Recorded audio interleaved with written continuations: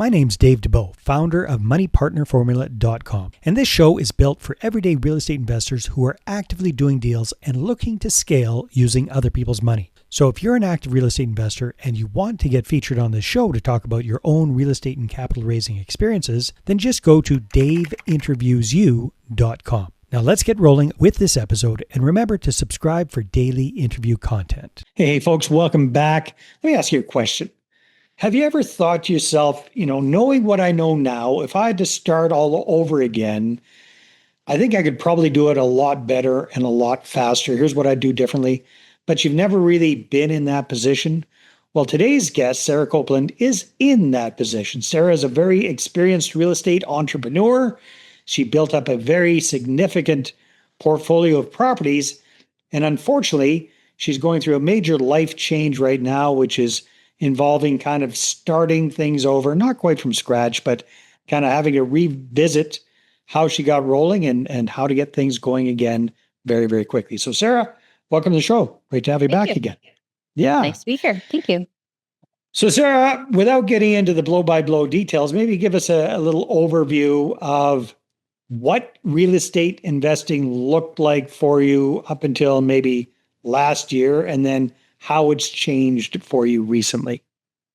Sure. Well, I started investing 19 years ago. So as of last year, I'd hit my major goals and was operating very much solo, investing with my own capital. I got to a point where I was self-sufficient and being able to fund deals. What kind of deals were you funding? What kind of deals were you doing? Multi-unit deals. So I do multi-unit transitions. I tend to buy old, nasty buildings and go through the process of renovating and making them fabulous places for people to live. So what kind of unit count typically on these kind of buildings, and where are they? Just to give us a the buildings are in my local area here. I'm in Coburg, Ontario.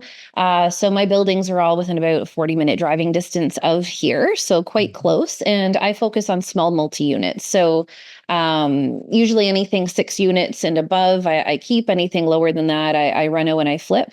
My sweet spot is those older 12 to 20 unit buildings, essentially. Okay. So older, what does that mean? What does that look like? Older is century. Like I buy old buildings. 100-year-old stuff. Yeah. Yeah. And it just sort of happened that way. And I think for me, last time I was on, we talked about how I'm an opportunistic investor and I find deals and I find things that will work for me. And here, small town, a lot of the properties that were coming available were older properties. They're sitting on the market. I was able to get great deals on them because not everybody loves old century properties. Yeah. And so for me, my very first property I bought was super, it had handmade square nails. And I bought it because that's what I could afford at the time. And my dad helped me renovate it and taught me how to do that. And it was really interesting what we found as we did that. So right from the beginning, older buildings did not scare me. I was used to it. And so I've bought now two properties that were, created in the last century. Everything else is old. So, which is great. That's what you did for 19 years. And then life has changed drastically for you. So tell me a little bit about what's happened, what you're going through, and then we'll look at where you're taking things from here. Yeah. So my entire portfolio was split with my ex-husband, or soon-to-be ex-husband. And I ran everything, but we owned everything jointly, and we're going through a divorce. And so we're trying to keep it amicable, trying to keep the portfolio together. And it's been we've been unable to successfully work in a way that makes sense to me. So we're selling everything. So right now I'm going through the process of liquidating absolutely everything, which in this market has been very challenging. And it's been difficult to look at your net worth and look at your assets and lock in at these low values. If it's fine if you can ride it out, in particular with the multi-units, if you're riding it out over time. Real estate tends to go up and you don't want to sell when it's down. And here I am and I'm selling when it's down, which is really interesting. It's very humbling. But at the same time, I'm really glad that I had such an extensive portfolio. I had a lot of equity. I'm still above water. It's still all working out well. It's just a little bit painful. The way I'm looking at it, though, is I'm letting go of the things that don't serve me anymore to make room for things that will. And so on the flip side of it, my assets are all locked. My capital is locked until the divorce is finalized. I don't really have my own capacity to be investing. So I'm actually going back to the basics right now of what led me initially to build my portfolio in the beginning, which is working with investors. And it's refreshing and it's fun. And I'm having a lot more investor conversations. I'm helping people understand what it is that I do. I'm getting people excited about projects and returns and being able to help people invest in things that they didn't know they could without a partner. And I do feel like the JV process is really exciting because you can bring people along for the ride on. Just sorry, before I forget, can't you use some of those JVs to buy some of your ex-husband's properties from him and add that back into the portfolio? Is there my no way lawyer doesn't suggest that. my lawyer believes lawyers are dream complicated. squashers at the best of times. So like, Yeah. I'm Yeah. just because I mean you spend so much time and years and you know those properties inside out. So if there's any Yeah. way that you can replace the ex with a JV partner, at least on some of those, that'll just you know. Yeah, if I could do that, and if he would be in agreement, I don't know that it would be an amicable thing for that to. Okay, It's nah, difficult. Let's just say it's difficult. got So it, got it. I I've been very through the much, divorce thing, Sarah. I know yeah, exactly what you're talking about. So, okay, enough yeah, said. So you basically, if I understood you correctly, you're kind of starting from scratch in the sense mhm, that you want to build up a brand new portfolio with mhm, new JV partners, divest yourself of what you built up with your ex, and kind of start afresh that way with all of the knowledge and the mhm, experience you've gathered over the last 19 years. So, in a yeah. way, it is like you say a fresh start. So, with this fresh start mentality, knowing what you know now, what are you going to do differently than you did in the past? Oh, a lot of things differently. My team is very different now than my Yeah. team was back then. I did everything Was you and your back when dad, as it sounded like. yeah, it was like me and my dad, and it's like I worked at the bank like 8 to 5, and then I'd go and I'd renovate, and we're in like drywalling and plumbing. We were in all of it, right? Yeah. And it was that way, like the renovations. I did the renovations as well for years and years and years, and then okay, now we're going to hire people, and now I have a construction company, and I've got a PM company. Now I still have my construction company, and I still have my property management company, and I have management staff in place. And so, what is so fabulous and freeing right now is that I actually have time to fully be the acquisitions person and the investor relations person. And I get to do like sales and acquisitions, which is like what I love to do. And in particular, too, having investor conversations. Like, I just love talking to people about real estate. And back then, I didn't really have a lot of time. So I was Yeah. always, Yeah, you're working always or you're going, swinging a hammer or you're yeah. on. So back then, I did 1 to 2 projects at a time as I was building with JVs. I'd talk to people, and people are really interested. And I had a couple of JVs who had a significant amount of capital, and we deploy. But I do just a couple projects at a time. Right now, I'm gearing up where like my construction company can take on multiple renovations. My PM company, like I don't have to worry about tenant relations or anything like that. I don't have to worry even about being so local. Everything in my portfolio that I'm divesting of is very local. Well, now we actually have what we're calling like a back office property management where we are able to manage remotely for other investors, and I can do that for myself as well. So Nice. I can expand my geographic location. So I'm really excited about it, and I'm excited to be able to facilitate the deals and Yeah. then have my team help to enact it. So Cool. it's going to be very different than it was. And I think that, it took me 19 years to get to where I was. And I am essentially, it's all going to be gone. Yeah. Um, and I feel that I can build up to what I'm letting go of very quickly. Within a few years, I can be right back where I was. And Are it's you just going to exciting. still focus on the same kind of properties, those vintage multi-unit properties? Is that still the focus?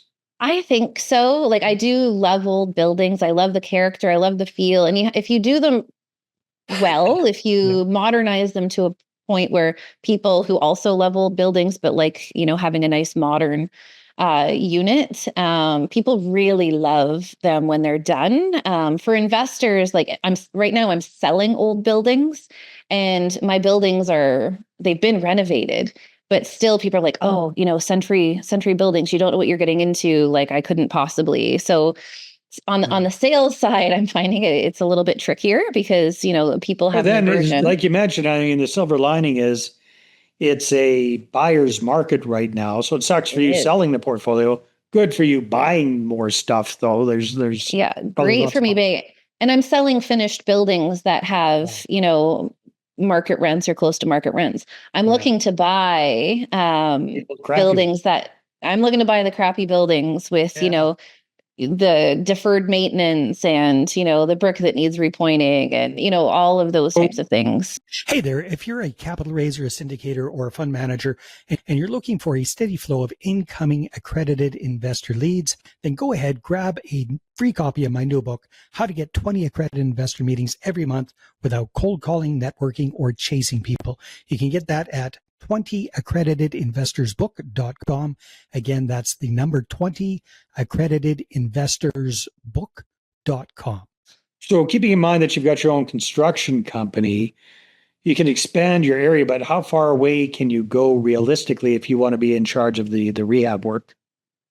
So with that, I think within an hour to 2 hours, because we can actually like I've been hiring teams. So I've got like my management level who Okay. can travel and can manage, and then I hire in those areas. Subcontractor. So as I'm looking to build a portfolio in Peterborough, which is about an hour away from where I am, Yeah. further than any building that I've had. I've done. I just did a flip in Peterborough, actually on a small home. So I built a new team there with management. So I would go. I like Peterborough, so I would go occasionally. But then also I have my management team who is overseeing the actual crew. Yeah. And I hire team leads who are more experienced, people who can run, and we've got processes and systems in place to ensure that we are following our processes and things Yeah. are working really well. So Nice. yeah. The other question I had for you was, the whole relationship thing, it's 2020 hindsight, of course, but what advice would you give people, especially women, that have worked so hard to build something up that as you've experienced it can be, well, men, women or men, it can be taken away from you so quickly. So, you know, you're probably still smarting from this current experience, but life goes on. Chances are you're going to meet another, person and connect and want to start another relationship. How are you going to do that differently to avoid this situation in the future? So I am in a new relationship, and a couple months in, we did prenups already. Which is great. Like Yeah. he's wonderful, and he's an entrepreneur, has his own business, has been through, situations that, he has experiences that come to our relationship. For myself, I've got a lot going on. And so like a couple months into dating, we're like, hey, just so we're very clear on like where we stand on these things. So we wrote an agreement stating that, my stuff is my stuff, your stuff is your stuff.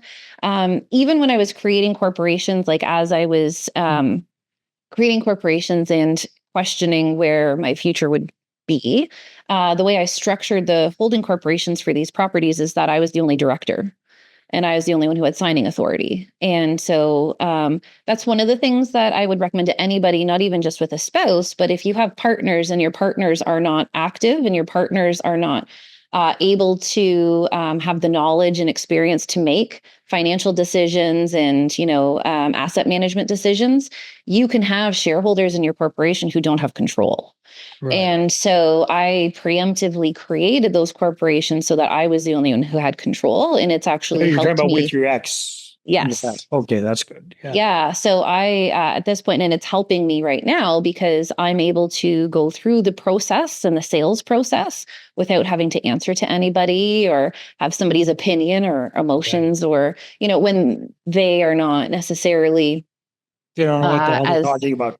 Yeah. exactly. And so I think that being being able to structure things in the first place, not necessarily thinking that there's going to be a bad end, but assume that there may be a bad end. And if the person that you are partnered with, spouse or friend or family member or whoever, if they are not able to make those decisions, structure it in that way so that if it does go sideways, you have that control. Good advice. All right, as we're recording this, we're spring of 2026. Given everything that you're doing, where do you see yourself taking the business and the portfolio the next 9 months, the rest of the year?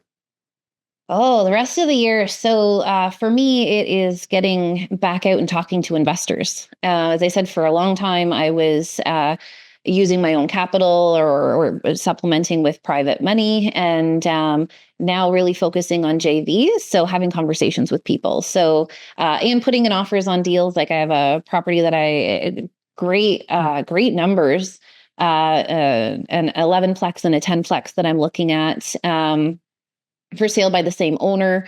And the numbers are really good. So it's putting in the offer and lining that up with the people that I'm talking to. So I'm having conversations with people. I've got interested investors. So with, say, by the end of this year, I would like to be on a path where I'm starting to rebuild that multi-portfolio. So really getting into the acquisitions piece and the investor relations piece and getting back to the basics of putting in offers, analyzing deals. And then also we're supplementing with flips. So I'm doing small flips. We have a project, we're going to have the renovation completed in April, lining up the next one, already in the process of that, and having these small flips happening while I've got the larger building acquisitions happening. So I'd love to see a simple five deals by the end of the year would make me happy. And that would be the most deals I've ever done in a year, because previously, my time capacity limited me when I was working with JV partners before.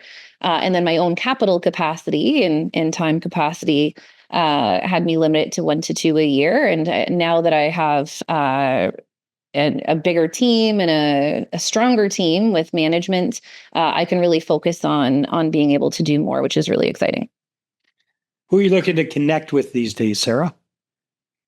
Oh, I would love to connect with people who see the value in what it is that we do and see and want to have those investments have longer term time horizon. People who are tired with the stock market, like not sure where to put their money. Like I still fully believe like the market is a little bit scary to people, but right now is a great time, in particular with multis, as people's mortgages are coming due and people are offloading and making different life choices. Now is a great time. So I'd love to connect with people who can get excited about really interesting projects. Like some of the projects I do aren't necessarily for everybody because they are older buildings.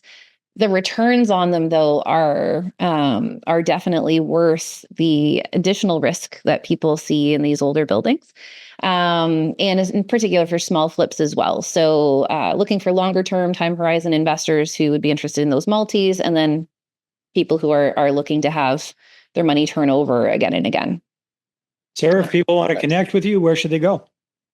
My website is the perfect place, which is sarahcoupland.ca, sarahcoupland.ca. Or on social media. I'm out there too. Fantastic. Sarah, all the best with rebuilding your portfolio. Look forward to chatting with you in a year or two and seeing where things go from there. Great. Well, thanks so much. All right, everybody, take care, and we will see you on the next one. Hey there, I really hope you enjoyed that episode. And as always, if you want to listen to more daily interview content, make sure you subscribe. And if you're an active real estate investor and you're doing deals and you'd like to get featured on this show, then just head over to daveinterviewsyou.com.